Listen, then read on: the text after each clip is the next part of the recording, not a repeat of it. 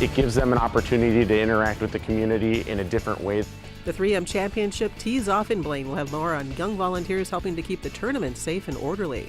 Plus, after months of construction, the new Interpretive Center opens to the public at Springbrook Nature Center. But first, well, I think there's a potential for this to be a real signature project. the Coon Creek Watershed District has set its sights on Coon Rapids for a new headquarters. That tops CTN News this Friday, August 5th, 2016. Thanks for joining us. For several months now, the Coon Creek Watershed District has been evaluating options for a new headquarters location. Currently, the organization's administrative offices are located in Blaine, and its board meetings are held at the Bunker Hills Activity Center in Andover. Earlier this year, the Watershed District approached city staff about potential locations in Coon Rapids, and this week, the council adopted a resolution in support of the project. CTN's Jordan Rylance reports. From over 1,500 possible sites, the Coon Creek Watershed District has decided to call Coon Rapids home. This site is right on Coon Creek. It is representative of a lot of things that the district does and will be doing in the future. The Coon Creek Watershed District headquarters would be built adjacent to the clay hole in Alflin Park. It came out to be the #1 site, and the city of Coon Rapids was interested. Creating an ideal location and partnership with the city. The new building would feature outdoor research space and possibly a hydro lab for conducting stormwater research. These types of buildings are not built all that often, and so this I think would demonstrate a partnership between the city and the Watershed District. City officials believe the project could benefit community development as well. I think it could bring some activity down to that area around the clay hole. We've had some conversations about things that they could be doing to maybe improve the experience. District leaders will now begin working with an architect on building renderings for the 10,000 square foot headquarters, which they will present to the city at a later date. We want to be able to present a positive image to the development and to the economic interests within the watershed. Jordan Rylance, CTN News. As part of its 2016 budget and tax levy, the board allocated $1 million to the building project. The remaining funds will likely come from a loan obtained by the Coon Creek Watershed District.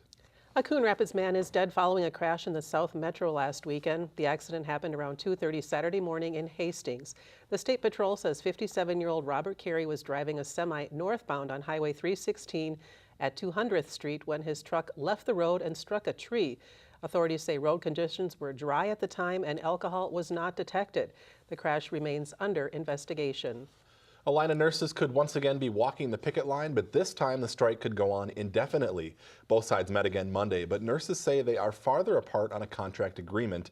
The biggest sticking point remains health insurance. The union will ask nurses to vote on Alina's latest offer on August 18th. Strikes are possible at any of the 5 Alina hospitals, including Mercy and Unity, if 2/3 of nurses reject the deal. Nurses went on strike for 7 days back in June. 2 local Alina hospitals are receiving recognition in a national publication. Mercy Hospital was ranked 3rd best hospital in the metro and 5th best in the state in the U.S. News and World Report 2016-2017 rankings released this week. Mercy also received high ratings in 10 specialties, procedures, and conditions. Also, Unity Hospital in Fridley received high ratings in 3 specialties, procedures, and conditions. Some Coon Rapids voters will head to the polls next week to narrow the field in 2 different city council races. The primary election is Tuesday, August 9th. In Ward 1, currently occupied by Denise Clint, 6 candidates are running. They are Dale Cook, Jerry Pierce, Julia Stevens, Brad Griskowiak, Donald Heikela, and Bill Mahaffey. And in Ward 4, Jenny Geisler, who was appointed to the council, is seeking her first full term in office. She is being challenged by 4 other candidates. They are Phil Rosar, Michael Benson, Jill Bjorn, and Chuck Filipsik. Polls are open from 7 a.m. to 8 p.m. Look for the results right here on CTN on Tuesday night. Citizens across the state and country gathered Tuesday night to get to know their neighbors and take a stand against crime. Here in Coon Rapids, more than 100 groups registered their block parties for the annual Night to Unite. The police and fire departments visited the various celebrations, including this one at Presbyterian Church of the Master off Northdale Boulevard. The church has been putting on the celebration for many years. It's the night that we decide as a church to fellowship with the neighborhood, with the community. It's a community building event. We invite people. Now we have people from 2 different churches that are joining with us to celebrate this day. It's a way of extending God's word through a time of relaxing, building bonds, and extending to the community what we do around here. Meanwhile, several apartment buildings also got in on the fun Tuesday night. Dozens of residents at Pondale Apartments gathered for a barbecue. There was also a water slide, face painting, and drawings for prizes donated by local businesses. I think it's a good time for everybody to get together and, meet their neighbors. We have new tenants that come out, otherwise we have old tenants that come out and just enjoy the time that they know that they've had in the last couple years. The original concept of the annual night out started back in the mid-1980s. In addition to getting people to know their neighbors, it's also meant to heighten drug and crime prevention awareness. Time is running out to sign up for this year's Coon Rapids Police Citizens Academy.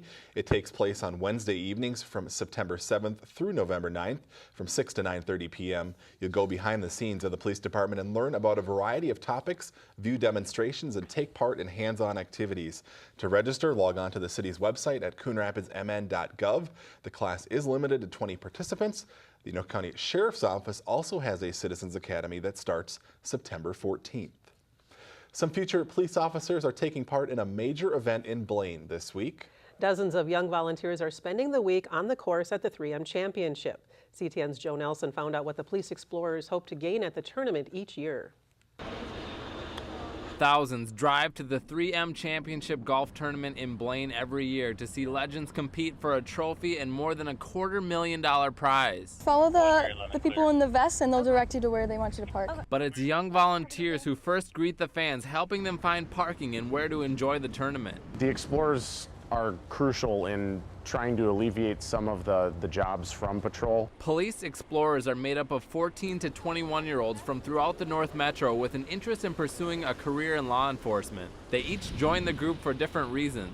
Well, my dad told me about it a while ago. To be honest, I joined because a girl I like joined, but now Explorers has become more than that to me. If it wasn't for this program, I wouldn't be having the passion I do for law enforcement. The Police Explorers spend 7 days in carts and on the course, but they're not here to learn how to chip or putt. They have to learn how to overcome the challenges that come with having to change lots or having lots that are completely washed out to roll with the punches and problem solve. It gets tough, but you put some hair on your chest from it. You gain so many skills, leadership skills, communication, and most importantly to me, teamwork. The best part about being an explorer is all the connections you get. It's offered youth a chance to not only help others, but to help themselves. Both my parents were meth addicts, and I 100% turned my life around because I would have definitely ended up like my parents if I didn't find the Explorer program. I was an Explorer. This program definitely is a huge reason I was able to not only become a police officer, but be able to have the opportunity to give back to the Explorers that are coming now. This program is by far the greatest opportunity for kids and young adults to learn about law enforcement and to get that baseline to succeed in a career in law enforcement. In Blaine, Joe Nelson, CTN News. For more information on how to join the Explorers, contact your local police department. By the way, the tournament is free to attend. Championship play continues this weekend, and you can watch coverage over on the Golf Channel. The winner will walk away with a check for more than $262,000. If you build it, they will come. That's exactly what happened last weekend in Fridley. 3, 2, 1, Springbrook! More than 100 people celebrated the grand opening of the new Interpretive Center at the Springbrook Nature Center. Following a special ceremony, visitors got a chance to check out the new 13,000 square foot space, which includes classrooms, exhibits, party rooms, and a lounge. We stand here today before the magnificent new building that we have behind me, and I want to say that we dreamed big and we did it. Thank you, all of you, and thank you for the people that supported this project. The expansion project cost $5.5 million. Fundraising continues for the next phase of the project, which will include a nature-based play space, park pavilion, and an amphitheater anticipated to open next summer. So there's also even an exhibit out there for the new tornado and interactive with the video. And I remember the tornado. I was on my parents' deck watching it. Probably not a smart place to be, but you can certainly watch it from the comfort of Springbrook. That sounds a lot safer. It does. That's going to do it for us. Thanks for watching. We'll see you back here again next week. Bye-bye.